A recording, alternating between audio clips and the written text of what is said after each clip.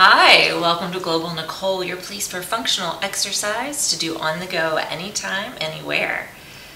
We're going to be working on your shoulder blade stability and mobility today. So we're going to let them move and then we're going to hold them in place, right? So this is a tactic for getting a little bit broader across your chest, a little bit longer, leaner arm muscles, so your triceps are going to work a little bit, and to ease some shoulder tension and neck tension because we're going to be strengthening the muscles that we want to be functioning, not the ones that are always just holding there.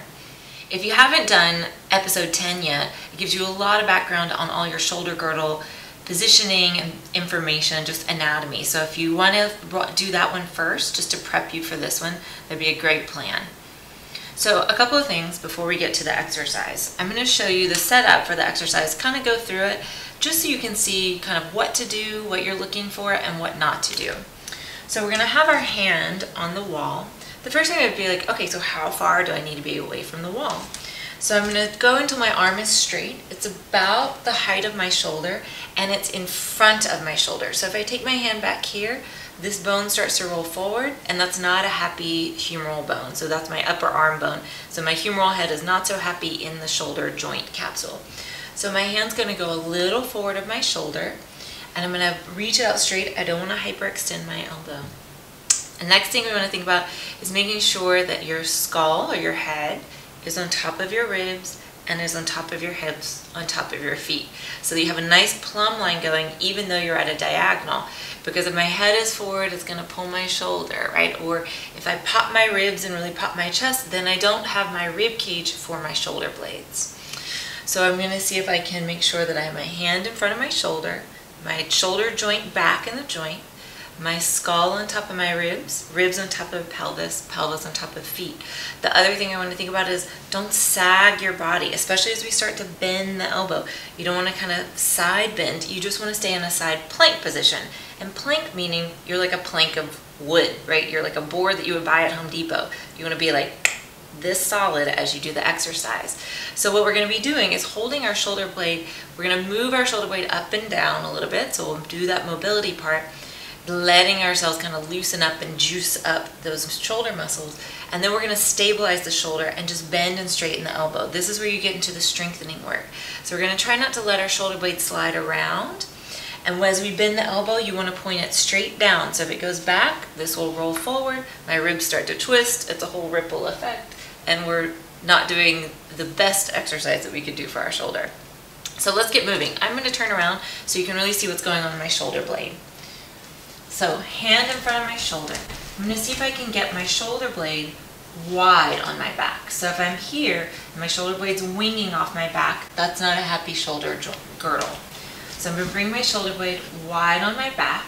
I'm going to keep it there as I just shrug my shoulder blade up and down. Shrugging the shoulder and collarbone up and down. We're doing this 5 times. 3, 4, 5. Then I'm going to keep the shoulder blade stable this time, wide on my back. So there's the bottom tip of my shoulder blade there. I'm going to keep that reaching towards my elbow as I bend. Remember, no elbow back, elbow down.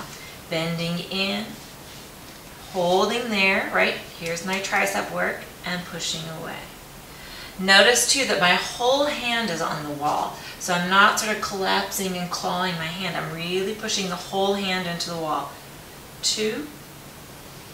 Breathing as you do this. 3. Making sure that your spine stays as straight as you can. It's helpful if you have a mirror to do it because it's sometimes hard to know. 4.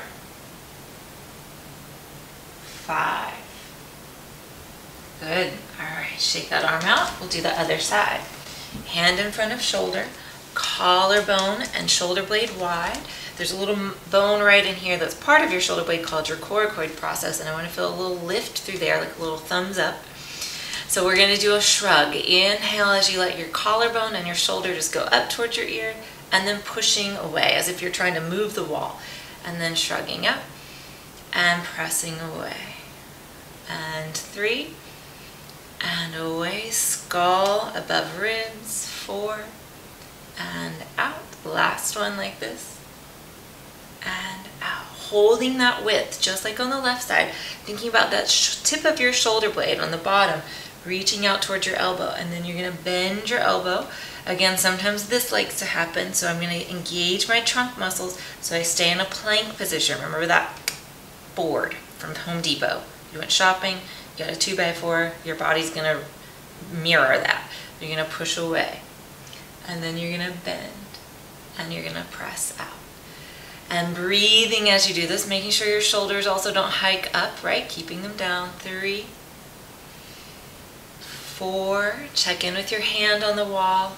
5, shake that out, loosen it up, right? So feel free to do more than 5, right? I just chose 5 just so you can get a taste of it, but maybe you wanna do 8, 10, 12, however many you wanna do.